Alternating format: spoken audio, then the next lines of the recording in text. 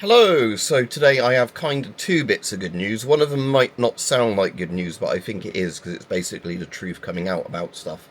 So the first bit of good news from the UK is that apparently the government's being forced to U-turn on yet another thing, but this is cancelling and postponing elections.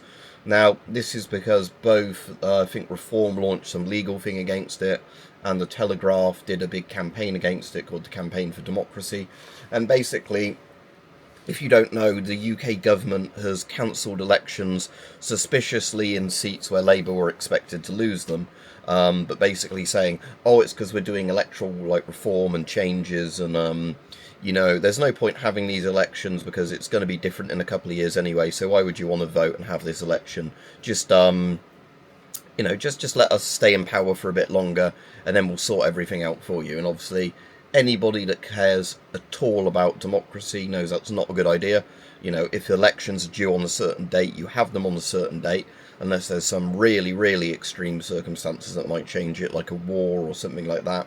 But simply just saying that, oh, sorry, you can't have your election because we're changing how things work, so don't worry about it, we'll fix it for you.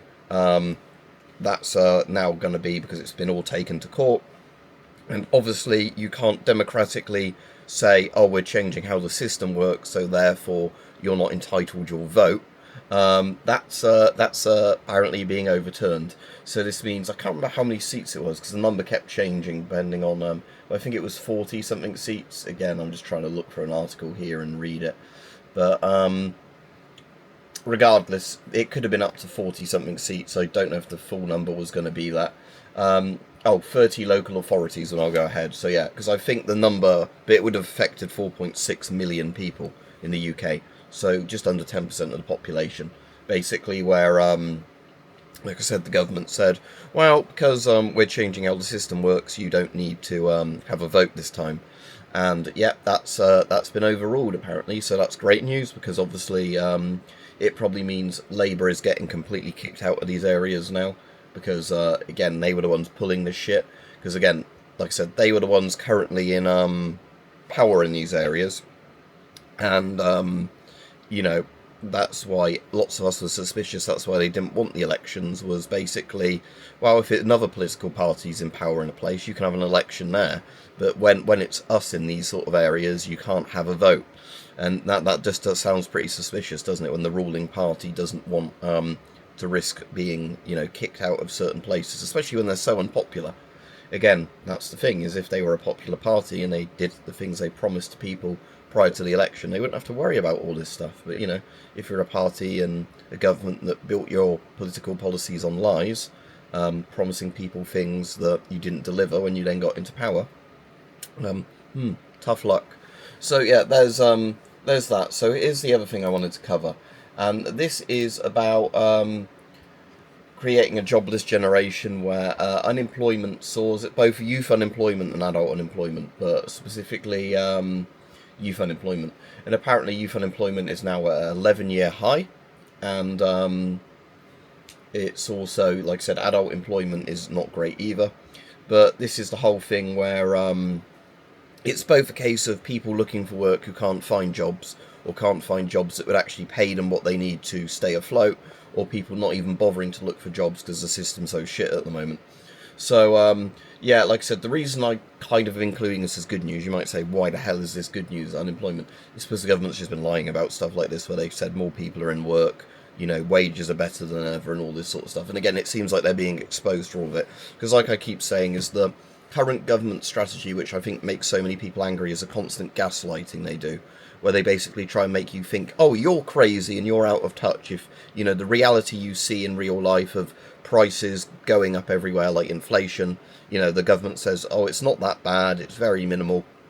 And then each week you go to the supermarket and food's so much more expensive than it was a couple of weeks ago. And you're told, no, it's you being crazy, this was never a thing. And it's all this sort of stuff, like with employment and everything else, that normal people living in the country know something's up, but the government keeps saying, no, we've got the best numbers ever and all this. And yeah, it's just a case, like I said, that it seems like a lot of this stuff is being exposed now.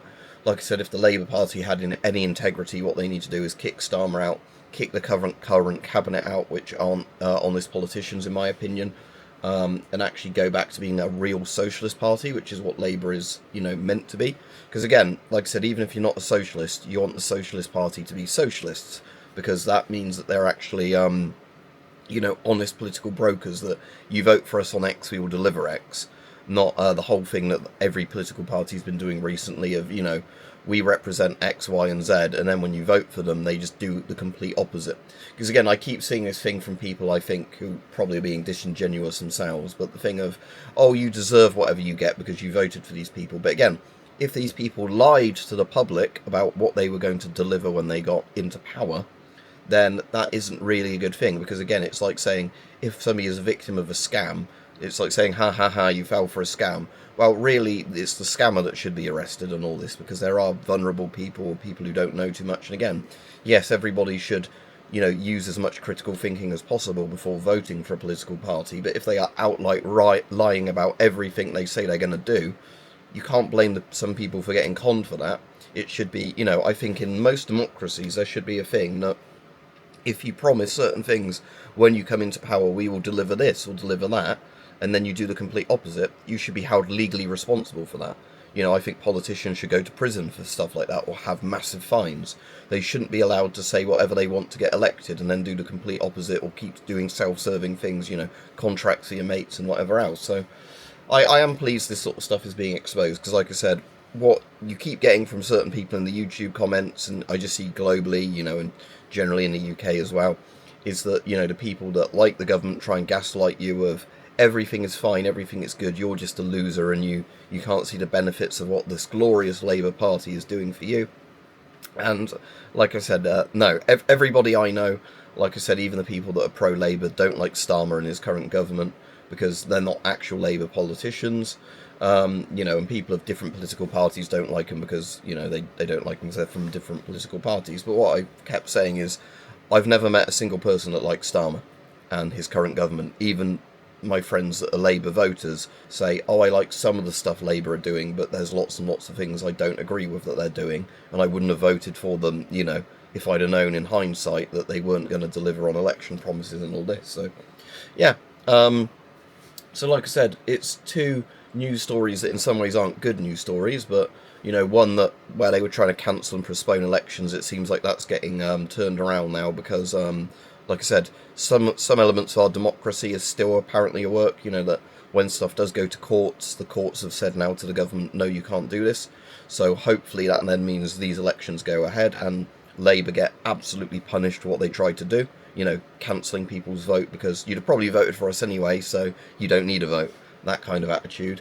And and the whole thing about, like I said, unemployment and inflation and things like that being worse than, the government keeps claiming. The more that it gets revealed this is the case, people might want and demand more change. Because, like I said, it's a problem where, like I said, the constant gaslighting that the government basically says to people, we have delivered this, your life has improved, and then people aren't having a better life, things still keep getting worse, or, worse in some ways might improve in, one way, but like I said, even when the government might do something good in one way, it's one step forward, like 2 steps back, maybe 5 steps back, 10 steps back, that, a broken clock can be right twice a day, so, it's that kind of logic of, wow, now and again the government might do a good thing, but that doesn't, mean that they're not doing lots and lots of bad things or crap things or just being inept and useless.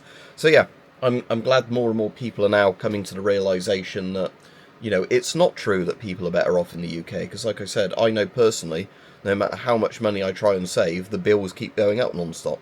And lots of my friends that work certain jobs, are having to take on more shifts and more hours to stay afloat. So I do not believe lots of the things we are being told by the government. And like I said, it's a case that if you had an honest government that said, yes, things are difficult, it's screwed up, we're trying to fix it as best we can, here's what we're going to do, I might have a bit more sympathy for them. But when they just outright lie to you over and over and make you sound like you're the crazy one for noticing that prices are higher and it's harder to find a job, or a job that will actually pay you enough to, keep afloat, then yeah, I'm glad they're getting punished. Fuck them.